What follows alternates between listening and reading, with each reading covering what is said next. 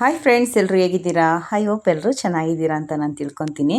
ಇವತ್ತು ನಾನು ಪೈಪಿಂಗ್ ಕೊಡೋದು ಹೇಗೆ ಅಂತ ತೋರಿಸ್ತಾ ಇದ್ದೀನಿ. ಅಂದರೆ ನಾರ್ಮಲಾಗಿ ಬಟ್ಟೆನಲ್ಲೇ ಪೈಪಿಂಗ್ ಕೊಡ್ತಾರಲ್ಲ, ಅದನ್ನು ನಾನು ಯಾವ ರೀತಿ ಕೊಡಬೇಕು ಅಂತ ತೋರಿಸ್ತೀನಿ. ಥ್ರೆಡ್ ಪೈಪಿಂಗು ಮತ್ತು ಎಮ್ಮಿಂಗು ತೋರಿಸಿದ್ದೀನಿ. ಇದು ಬಟ್ಟೆನಲ್ಲಿ ನಾರ್ಮಲಾಗಿ ಕೊಡುವಂಥ ಪೈಪಿಂಗು. ನನ್ನ ವಿಡಿಯೋನ ಹಾಗೆ ನೋಡ್ತಾ ಇದ್ದರೆ ಸಬ್ಸ್ಕ್ರೈಬ್ ಮಾಡ್ಕೊಂಡು ವಿಡಿಯೋ ನೋಡಿ ಫ್ರೆಂಡ್ಸ್. ಹಾಗೆಯೇ ಪೂರ್ತಿ ವಿಡಿಯೋ ನೋಡಿ, ಎಲ್ಲೂ ಸ್ಕಿಪ್ ಮಾಡ್ದೇನೆ. ನಿಮ್ಗೆ ಆವಾಗಲೇ ನಾನು ಯಾವ ರೀತಿನಲ್ಲಿ ಹೊಲ್ದಿದ್ದೀನಿ ಅನ್ನೋದು ನಿಮ್ಗೆ ಅರ್ಥ ಆಗುತ್ತೆ. ಅದಕ್ಕೋಸ್ಕರ ಪೂರ್ತಿ ವಿಡಿಯೋ ನೋಡಿ. ಬನ್ನಿ ನೋಡ್ಕೊಂಡು ಬರೋಣ ಯಾವ ರೀತಿ ನಾನು ಪೈಪಿಂಗ್ ಕೊಟ್ಟಿದ್ದೀನಿ ಅಂತ. ತುಂಬಾ ಸುಲಭವಾಗಿ ಕೊಡ್ಬೋದು. ಈಗ ನಾನು ನೋಡಿ ಎಕ್ಸ್ಟ್ರಾ ಬಟ್ಟೆನಲ್ಲಿ ನಾನು ಕ್ರಾಸಾಗಿ ಕಟ್ ಮಾಡಿ ಇಟ್ಕೊಂಡಿದ್ದೀನಿ. ನೋಡಿ, ಈ ಥರ ಕ್ರಾಸಾಗೆ ಜಾಯಿಂಟ್ ಮಾಡ್ಕೋಬೇಕು. ಬಟ್ಟೆ ಕಟ್ ಮಾಡ್ಕೋಬೇಕಾದ್ರೂ ಅಷ್ಟೇ, ಎಮ್ಮಿಂಗುಗೆ ಪೈಪಿಂಗುಗೆಲ್ಲ ಕ್ರಾಸಾಗೆ ಕಟ್ ಮಾಡ್ಕೋಬೇಕು, ಸ್ಟ್ರೈಟಾಗಿ ಕಟ್ ಮಾಡ್ಕೋಬಾರ್ದು. ಈಗ ಜಾಯಿಂಟ್ ಮಾಡಬೇಕಾದ್ರೂ ಅಷ್ಟೇ, ನಾವು ಆಪೋಸಿಟಾಗೇ ಜಾಯಿಂಟ್ ಮಾಡಬೇಕು. ನೋಡಿ, ಈ ಥರ ಸ್ವಲ್ಪ ಐಡಿಯಾ ನಮ್ಮ ತಲೆ ಒಳಗಡೆ ಹೋದರೆ ಸುಲಭವಾಗಿ ಥ್ರೆಡ್ ಪೈಪಿಂಗಿಂತ ತುಂಬಾ ಚೆನ್ನಾಗಿ ಕಾಣಿಸುವಂಥ ಬಟ್ಟೆನಲ್ಲಿ ಪೈಪಿಂಗ್ನ ಕೊಡ್ಬೋದು. ಕಾಣಿಸ್ತಾ ಇದೆಯಲ್ವಾ? ನೋಡಿ, ಇಲ್ಲಿ ತೋರಿಸ್ತಾ ಇದ್ದೀನಿ. ಈ ಥರ ಆಪೋಸಿಟ್ ಡೈರೆಕ್ಷನಲ್ಲೇ ನಾವು ಬಟ್ಟೆನ ಜಾಯಿಂಟ್ ಮಾಡ್ಕೋಬೇಕು. ಆವಾಗಲೇ ಎಮ್ಮಿಂಗು ಮತ್ತು ಪೈಪಿಂಗ್ ಎಲ್ಲ ಕರೆಕ್ಟಾಗಿ ನೀಟಾಗಿ ಫಿನಿಶಿಂಗ್ ಕೊಡೋದು.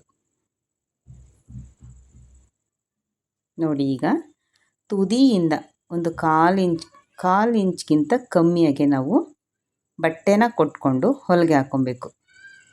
ನೆಕ್ಕೆಲ್ಲ ಕರೆಕ್ಟಾಗಿದೆಯಾ ಅಂತ ಒಂದು ಸಲ ಚೆಕ್ ಮಾಡ್ಕೊಬೇಕು. ಚೆಕ್ ಮಾಡ್ಕೊಂಡು ನಂತರ ನಾವು ತುದಿನಲ್ಲಿ ಒಂದು 1/4 ಇಂಚ್ ಎಕ್ಸ್ಟ್ರಾ ಬಿಟ್ಟು ಆ ನಂತರ ಹೊಲಿಗೆ ಕಾಣಿಸ್ತಾ ಇದೆ ನೋಡಿ, ಇದು ಕ್ರೀಮ್ ಕಲರ್ ಪೈಪಿಂಗ್ ಕೊಡ್ತಾಯಿದ್ದೀನಿ. ಬ್ಲ್ಯಾಕ್ ಕಲರ್ ಬ್ಲೌಸ್ ಇದೆ, ಅದಕ್ಕೋಸ್ಕರ ನಿಮ್ಗೆ ಚೆನ್ನಾಗಿ ಕಾಣಿಸುತ್ತೆ. ನೋಡಿ, ಅಲ್ಲಿ 1/4 ಇಂಚ್ಗಿಂತ ಕಮ್ಮಿಯಾಗೆ ನಾನು ಹೊಲಿಗೆ ಹಾಕ್ಕೊತಾ ಇದ್ದೀನಿ ಸ್ಟ್ರೈಟಾಗೆ. ಅಂದರೆ ನಾವು ಎಲ್ಲಿ ಕ್ರಾಸಾಗಿ ಕಟ್ ಮಾಡ್ಕೊಂಡಿದ್ದೀವಿ, ನೆಕ್ ಶೇಪು ರೌಂಡಲ್ಲಿ ಕೊಟ್ಟಿದ್ದೀವ, ವೀನಲ್ಲಿ ಕೊಟ್ಟಿದ್ದೀವ, ಅದನ್ನು ನೋಡಿಕೊಂಡು ನಾವು ಅದೇ ಥರ ಬಟ್ಟೆನ ಎಳಿಬಾರ್ದು. ನಾವು ಪೈಪಿಂಗ್ಗೆ ಕೊಡ್ತಾಯಿದ್ದೀವಲ್ಲ ಬಟ್ಟೆನ, ಅದನ್ನು ಎಳಿದಂಗೆ ನಿಧಾನವಾಗಿಯೇ ಫ್ರೀಯಾಗೆ ಕೊಟ್ಕೊಂಡು ಬರಬೇಕು. ನೋಡಿ, ಈ ಥರ ಪೂರ್ತಿ ಕೊಟ್ಕೊಬೇಕು. ಸ್ವಲ್ಪ ದಾರ ಕಟ್ಟಾಯಿತು ನನಗೆ, ಮತ್ತೆ ಸೇರಿಸ್ಕೊಂಡು ತೋರಿಸ್ತಾ ಇದ್ದೀನಿ ನೋಡಿ ಇಲ್ಲಿ. ಅಂದರೆ ಒಂದೇ ಲೆವೆಲಾಗಿ ಬರಬೇಕು. 1/4 ಇಂಚ್ಗಿಂತ ಕಮ್ಮಿ ತೊಗೊಂಡಿದ್ದೀವಿ ಅಂದಮೇಲೆ ಅದು ಒಂದೇ ಲೆವೆಲಲ್ಲೇ ಹೊಲಿಗೆ ಬರಬೇಕು. ಒಂಚೂರು ಒಳಗಡೆನೂ ಹೋಗಬಾರ್ದು, ಒಂಚೂರು ಜಾಸ್ತಿನೂ ಹೋಗಬಾರ್ದು. ಆ ಥರ ಆದರೆ ಫಿನಿಶಿಂಗು ಚೆನ್ನಾಗಿ ಬರಲ್ಲ. ಅದಕ್ಕೋಸ್ಕರ ಕರೆಕ್ಟಾಗಿ ಬರಬೇಕು. ನಾನು ಒಂದು ಸಲ ಚೆಕ್ ಮಾಡ್ಕೊತೀನಿ. ಈ ಥರ ಹೊಲಿಗೆ ಹಾಕೋದ್ಮೇಲೆ ನೋಡಿ, ಇದು ರೌಂಡ್ ಶೇಪಲ್ಲೆಲ್ಲ ಕರೆಕ್ಟಾಗಿ ಬಂದಿದೆಯಾ ಅಂತ ಒಂದು ಸಲ ಈ ಥರ ಚೆಕ್ ಮಾಡಿಕೊಂಡ್ರೆ ನಮಗೆ ಗೊತ್ತಾಗುತ್ತೆ. ಇಲ್ಲಿ ಸ್ವಲ್ಪ ಒಂಚೂರು ಹೆಚ್ಚು ಕಮ್ಮಿ ಆದಂಗೆ ಕಾಣಿಸ್ತು ನನಗೆ. ಮತ್ತೆ ನಾನು ಹೊಲಿಗೆ ಹಾಕ್ಕೊತಾ ಇದ್ದೀನಿ ನೋಡಿ. ಇಲ್ಲಿ ಈ ಥರ ನೀವು ಹೊಲಿಗೆ ಹಾಕಾದ್ಮೇಲೆ ಒಂದು ಸಲ ಚೆಕ್ ಮಾಡ್ಕೊಬೇಕು. ರೌಂಡ್ ಶೇಪ್ ಕರೆಕ್ಟಾಗಿದೆಯಾ, ವಿ ಶೇಪ್ ಕರೆಕ್ಟಾಗಿದೆಯಾ ಅಂತ ಚೆಕ್ ಮಾಡಿಕೊಂಡು ಆ ನಂತರ ನಾವು ಫೋಲ್ಡ್ ಮಾಡ್ಕೊಬೇಕು. ಏನೂ ಇಲ್ಲ, ಸೀದಾ ಹೊಲಿಗೆ ಹಾಕ್ಕೊಂಡು ಮತ್ತು ಫೋಲ್ಡ್ ಹೊಲ್ಕೊಬಿಟ್ಟು ಆಮೇಲೆ ಪೈಪಿಂಗ್ ಕೊಡೋಕೆ ಹೋಗ್ತೀವ, ಸರಿಯಾಗಿ ಫಿನಿಶಿಂಗ್ ಬರಲ್ಲ. ಆಗ ನಾವು ಮತ್ತೆ ಬಿಚ್ಚಬೇಕು, ಮತ್ತೆ ಹಾಕಬೇಕು ಅಂತ ಕೆಲಸ ಮಾಡ್ಕೊಳ್ಳೋ ಬದಲು ನಾವು ಒಂದು ಸ್ಟಿಚ್ಚಿಂಗ್ ಹಾಕಿದ್ಮೇಲೆ ನೋಡ್ಕೊಬೇಕು. ಶೇಪೆಲ್ಲ ಕರೆಕ್ಟಾಗಿ, ಮೂಲೆ ಎಲ್ಲ ಕರೆಕ್ಟಾಗಿ ಬಂದಿದೆಯಾ ಅಂತ ಒಂದು ಸಲ ಚೆಕ್ ಮಾಡ್ಕೊಳ್ಳೋಣ. ಅದಾದ ನಂತರ ಎಕ್ಸ್ಟ್ರಾ ಏನು ಬಟ್ಟೆ ಇದೆ ನೋಡಿ, ಇಲ್ಲಿ ಒಂದೊಂದು ಬ್ಲೌಸ್ಗಳು ದಾರ ಬಿಟ್ಕೊಂಡಿರುತ್ತೆ. ಇದೆಲ್ಲ ಎಕ್ಸ್ಟ್ರಾ ಏನು ಬಟ್ಟೆ ಬಂದಿರುತ್ತೆ ಅದನ್ನೆಲ್ಲ ನೀಟಾಗಿ ಕಟ್ ಮಾಡ್ಕೊಬೇಕು. ಕಟ್ ಮಾಡಬೇಕಾದ್ರೆ ಹುಷಾರಾಗಿ ನಿಧಾನಕ್ಕೆ ಕಟ್ ಮಾಡಿ. ಒಂದು ಚೂರು ಕತ್ತರಿ ಬೀಳ್ತು ಅಂದರೆ ಮತ್ತೆ ಬಿಚ್ಚಿ ಮತ್ತೆ ಜಾಯಿಂಟ್ ಮಾಡಿ ಪೈಪಿಂಗ್ ಬಟ್ಟೆನ ಕೊಡಬೇಕಾಗುತ್ತೆ. ಅದಕ್ಕೋಸ್ಕರನೇ ನೋಡಿ, ಇಲ್ಲಿ ಈ ಥರ ಏನಿದೆ ಎಕ್ಸ್ಟ್ರಾ ಬಟ್ಟೆ ಇದನ್ನೆಲ್ಲ ನಾವು ತೆಕ್ಕೊಂಡು ಕಟ್ ಮಾಡ್ಕೊಬೇಕು. ಸುಮಾರು ಜನ ನಾನು ಪದೇ ವಿಡಿಯೋದಲ್ಲಿ ಹೇಳ್ತಾ ಇದ್ದೀನಿ, ಸುಮಾರು ಜನ ಸಬ್ಸ್ಕ್ರೈಬ್ ಮಾಡದೆ ವಿಡಿಯೋ ನೋಡ್ತಾ ಇದ್ದೀರಾ. ವಿಡಿಯೋ ನೋಡಿದವರು ಸಬ್ಸ್ಕ್ರೈಬ್ ಮಾಡ್ಕೊಂಡು ವಿಡಿಯೋ ನೋಡಿ ಫ್ರೆಂಡ್ಸ್. ಈಗ ನಾನು ತುದಿನಲ್ಲಿ ಈ ಥರ ಫೋಲ್ಡ್ ಮಾಡ್ಕೊಂಡಿದ್ದೀನಿ ನೋಡಿ. ನೀವು ಸ್ವಲ್ಪ ಈಗ ಕಲಿತಾ ಇರೋರಾದರೆ 1/4 ಇಂಚ್ಗಿಂತ ಹೆಚ್ಚಾಗೆ ಫೋಲ್ಡ್ ಮಾಡಿಕೊಂಡ್ರೂ ಪರವಾಗಿಲ್ಲ. ಒಳಗಡೆ ಬಟ್ಟೆ ಫಿನಿಶಿಂಗೇ ಬರುತ್ತೆ, ಏನೂ ಆಗಲ್ಲ.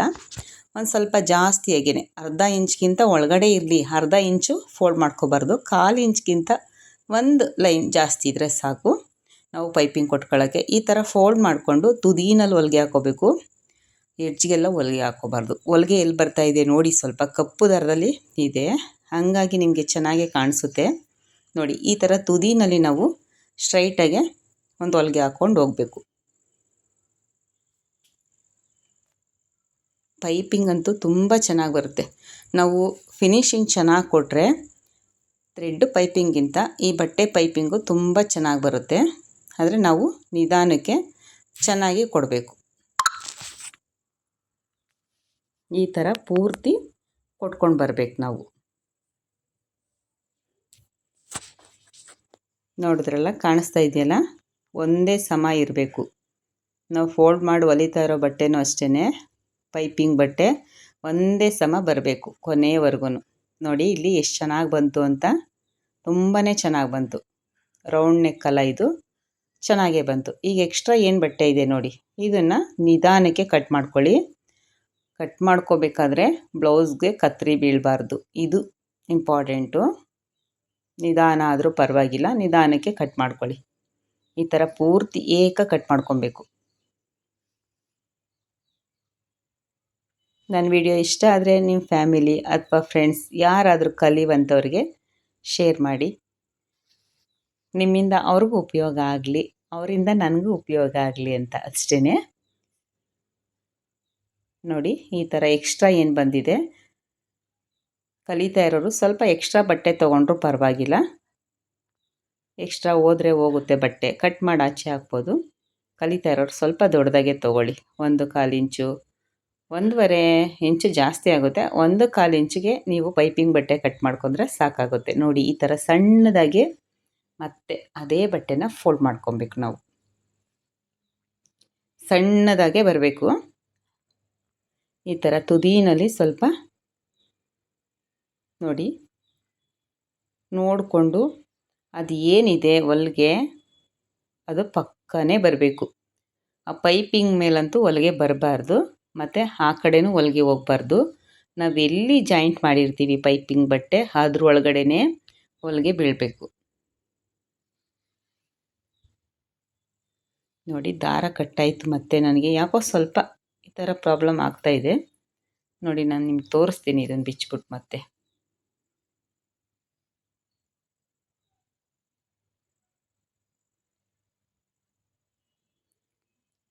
ಈ ಥರ ತುದಿಯಿಂದ ಒಂದು ಸ್ವಲ್ಪ ದೂರ ಇಟ್ಕೊಂಡಿದ್ನಲ್ಲ ನಾನು, ಅದನ್ನೇ ಕಂಟಿನ್ಯೂ ಮಾಡ್ಕೊತಾ ಇದ್ದೀನಿ.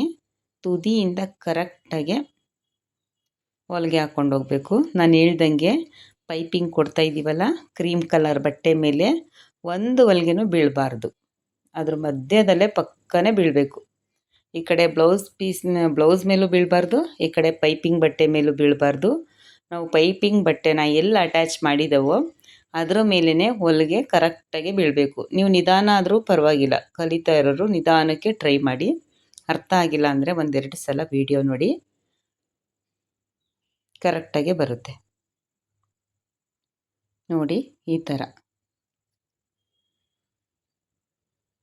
ಸ್ವಲ್ಪ ಮಿಷಿನು ಸೂಜಿ ಆ ಕಡೆ ಈ ಕಡೆ ಹೋದಾಗ ನೋಡಿಕೊಂಡು ನಾವು ಬಟ್ಟೆನ ಸರಿ ಮಾಡ್ಕೊಬೇಕು. ಈ ಥರ ಸ್ಟ್ಯಾಂಡ್ ಎತ್ತಿ ಬಟ್ಟೆ ತಳ್ಕೊಂಡ್ರೆ ಕರೆಕ್ಟಾಗೆ ಅದೇ ನೇರಕ್ಕೇ ಸೂಜಿ ಕೂತ್ಕೋಬೇಕು, ಆಚೆ ಈಚೆ ಹೋಗಬಾರ್ದು. ಯಾಕಂದರೆ ಪೈಪಿಂಗ್ ಇದು ಎಮ್ಮಿಂಗ್ ಬಟ್ಟೆ ಅಲ್ಲ, ಹಾಗಾಗಿ ಪೈಪಿಂಗು ತುಂಬ ಚೆನ್ನಾಗಿ ಕಾಣಬೇಕು ಅಂದರೆ ನಾವು ಈ ಥರ ನಿಧಾನಕ್ಕೆ ಹೊಲಿಗೆ ಹಾಕ್ಕೊಬೇಕು.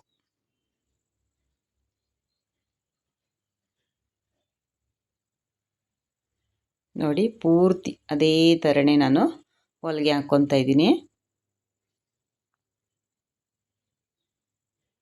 ಈಗ ಕಲಿತಾ ಇರೋರು ಥ್ರೆಡ್ ಪೈಪಿಂಗ್ ಕೊಡೋದು ಸ್ವಲ್ಪ ಕಷ್ಟ ಅನಿಸಿದ್ರೆ ಈ ಥರ ಬಟ್ಟೆನಲ್ಲಿ ಪೈಪಿಂಗ್ ಕೊಟ್ಟರೆ ತುಂಬ ಅಂದರೆ ತುಂಬ ಚೆನ್ನಾಗಿ ಬರುತ್ತೆ.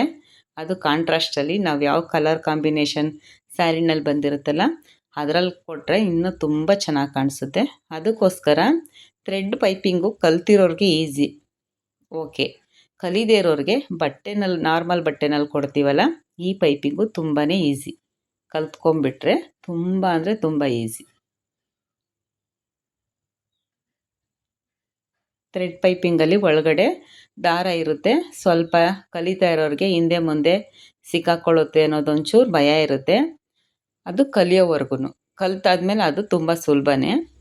ಅದಕ್ಕಿಂತ ಬೆಟರ್ ಫಸ್ಟು ನೀವು ಕಲಿಬೇಕಾಗಿರೋದು ಬಟ್ಟೆನಲ್ಲಿ ಪೈಪಿಂಗ್ ಕೊಡೋದನ್ನು ಕಲ್ತ್ಕೊಬೇಕು. ತುಂಬಾ ಚೆನ್ನಾಗಿ ಫಿನಿಶಿಂಗ್ ಕೊಡ್ಬೋದು.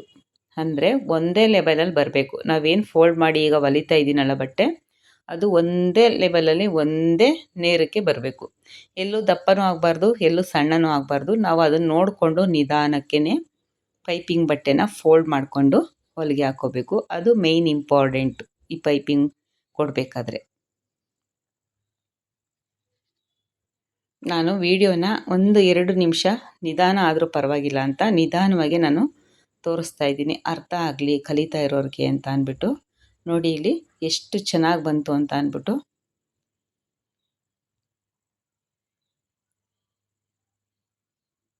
ಸ್ವಲ್ಪ ಸ್ಟಿಚ್ಚಿಂಗ್ ಮಾಡಬೇಕಾದ್ರೆ ಈ ಥರ ಒಂದೆರಡು ಟ್ರಿಕ್ಸ್ ನಿಧಾನಕ್ಕೆ ಕೊಡೋದು, ಮತ್ತು ಹೊಲಿಗೆ ಕರೆಕ್ಟಾಗಿ ಹಾಕೋದು, ಈ ಥರದ್ದೆಲ್ಲ ನಾವು ನೋಡಿಕೊಂಡ್ರೆ ತುಂಬ ಚೆನ್ನಾಗಿ ಪೈಪಿಂಗ್ನ ಕೊಡ್ಬೋದು. ನನಗಂತೂ ತುಂಬಾ ಇಷ್ಟ ಆಯಿತು. ನಾನು ಕೊಡೋ ಪೈಪಿಂಗೆಲ್ಲ ಇದೇ ಥರನೇ ಬರುತ್ತೆ. ಆದರೆ ನಾನು ನಿಮಗೆ ತೋರಿಸ್ತಾ ಇದ್ದೀನಲ್ಲ, ತುಂಬಾ ಚೆನ್ನಾಗಿ ಬಂತಿದ್ದು. ನೋಡಿ ಒಳಗಡೆನೂ ಫಿನಿಶಿಂಗ್ ಚೆನ್ನಾಗಿ ಬಂತು. ಒಳಗಡೆದು ಏನು ನಾವು ಎಕ್ಸ್ಟ್ರಾ ಬಟ್ಟೆ ಅದೆಲ್ಲ ನಾವು ಒಳಗಡೆನೇ ಫೋಲ್ಡ್ ಮಾಡ್ಕೊಬಿಡ್ತೀವಿ ಹೊಲಿತಾನೆ. ಹಾಗಾಗಿ ತುಂಬಾ ಚೆನ್ನಾಗಿ ಬಂತು. ಇಷ್ಟ ಆದರೆ ನನ್ನ ವಿಡಿಯೋ ಲೈಕ್ ಮಾಡಿ, ಶೇರ್ ಮಾಡಿ, ಹಾಗೆಯೇ ಸಬ್ಸ್ಕ್ರೈಬ್ ಮಾಡಿ ಫ್ರೆಂಡ್ಸ್. ನೋಡಿದ್ರಲ್ಲ ಎಷ್ಟು ಚೆನ್ನಾಗಿ ಪೈಪಿಂಗ್ ಬಂತು ಅಂದ್ಬಿಟ್ಟು. ನೀವು ಒಂದು ಸಲ ಟ್ರೈ ಮಾಡಿ, ವೇಸ್ಟ್ ಬಟ್ಟೆ ತೊಗೊಳ್ಳಿ, 1-2 ಸಲ ಟ್ರೈ ಮಾಡಿ, ಆಟೋಮ್ಯಾಟಿಕ್ಕಾಗಿ ಅದೇ ಬರುತ್ತೆ.